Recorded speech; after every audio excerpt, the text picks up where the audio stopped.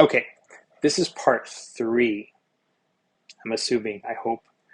Um, we're going to sketch to the finish. So, um, once you've figured out what your layout is going to be on your page, or what your word balloons are going to be on that page, what's important about that page, and how your word or how your page turn is going to work, um, you want to make sure that those word balloons are leading the reader to read what you're thinking. I know. Okay, let me break that down. So when you're writing in a graphic form, the difference between that graphic form and like just a prose is that the graphic form is actually trying to slow up, slow down and speed up the reader to tell a story in the way the author wants the story to be heard and felt. So the word balloons are that machinery. They do that. They're like, here, I want you to read this first, and then this next, and then this next, and then I'm going to give you a big space where nothing happens, so you feel a pause. So, so when you're telling a story and there's a big pause in there for dramatic effect, you know, you as the author illustrator control that. You know, you're going to make the reader feel that space. So giving them a lot of open, no dialogue, staring at each other characters, or however you want to pull it off, that says to the reader, slow down. Another trick that I use, let's see if I can find it real quick. Oh, in this scene, if you haven't read the book, there's a scene in the cemetery, and I drew it a little bit differently from the rest of the book because I wanted to have the reader really slow down. And the way I did it here was by having a lot more detail in the drawings than in previous pages.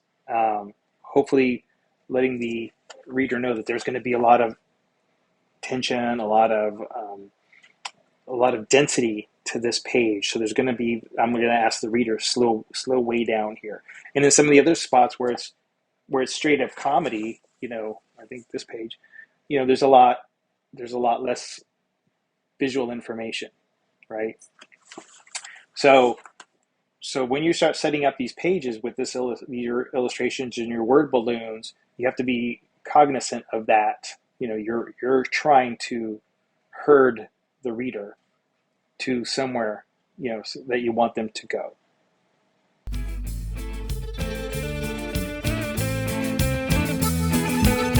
Okay, now we're gonna draw this stuff.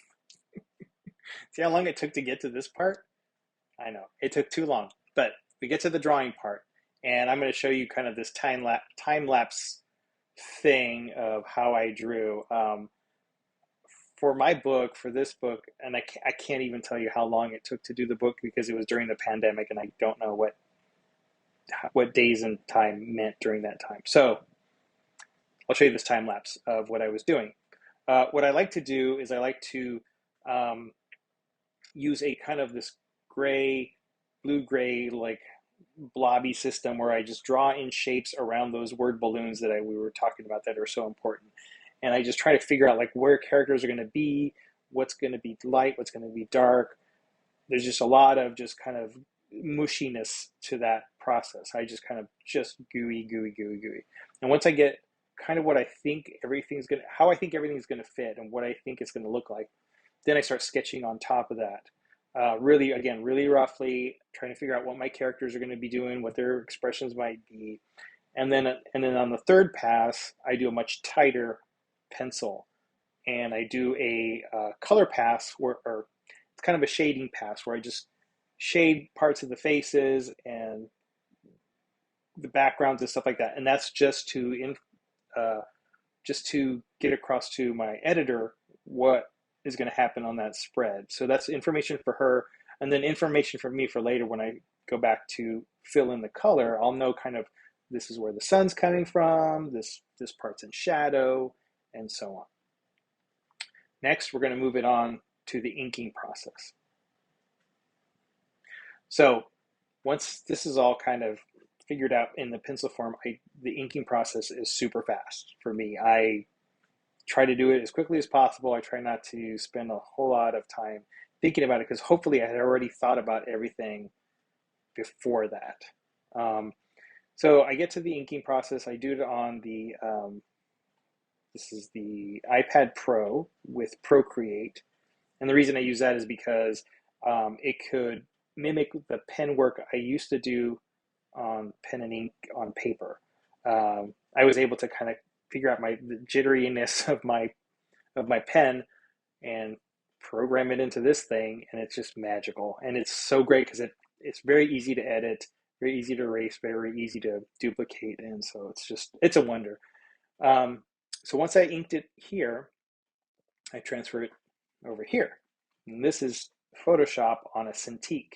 Cintiq's another version of the iPad Pro, but it's bigger and you can draw right on it and you can see better stuff. And then I just start filling in the color, and I usually for each chapter, and especially in this book or each part of the story, I pick a color palette. I pick a group of colors that best represents that part of the story. So when we're in the in the mercado, it's all the colors. It's the bright colors. It's just so I have a big stack of colors onto one side that I pull from, and these are my colors. If it's the cemetery scene, the colors are a little bit more gold and green because it was a really bright sunny day. So I have this kind of palette to pull from. So I start dropping these colors in very, very simply, and then I start adding my little, shadows and textures and stuff. And then as you can see, it just kind of fills out the page. And then once I kind of feel the pages to where I want it to be, then I add a texture. Not a lot of people do this. This is kind of my silly deal. I kind of feel like color is too shiny against the black. It's a weird feeling I have. So I have this texture that kind of mutes everything out and kind of like gives it a old school paper feel to it. I really enjoy it, and I'm sure it drives my designer crazy, but it's what I do.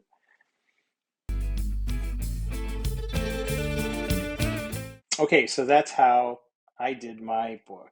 And I hope that helps you kind of figure out what you want to do with your book or what you want to do with your story. Again, that was my technique, and this was, quite frankly, this was my first book. So the next one I might do it differently, but just figure out a way that feels comfortable for you, that makes you happy, that makes you feel like you could tell a story. And remember that you are telling a story, and that is the important part, is you're trying to communicate something very specific that you came up with or you lived through to another person.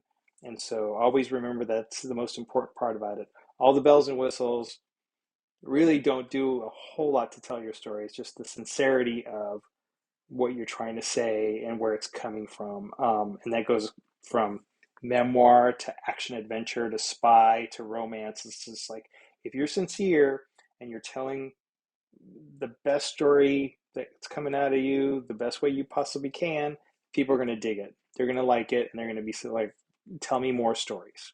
So thanks a lot for listening. Sorry if this went long. Have fun, and see you around.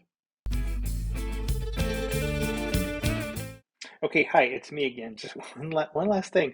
I was rewatching the video, putting this thing together, and I noticed the light is catching this tooth really brightly, and it looks like I have one weird old man tooth. It it's the light, okay? It's not. I have a full set of teeth, okay, in my mouth, so it's an effect. Sorry. Okay, go on with your day. Bye.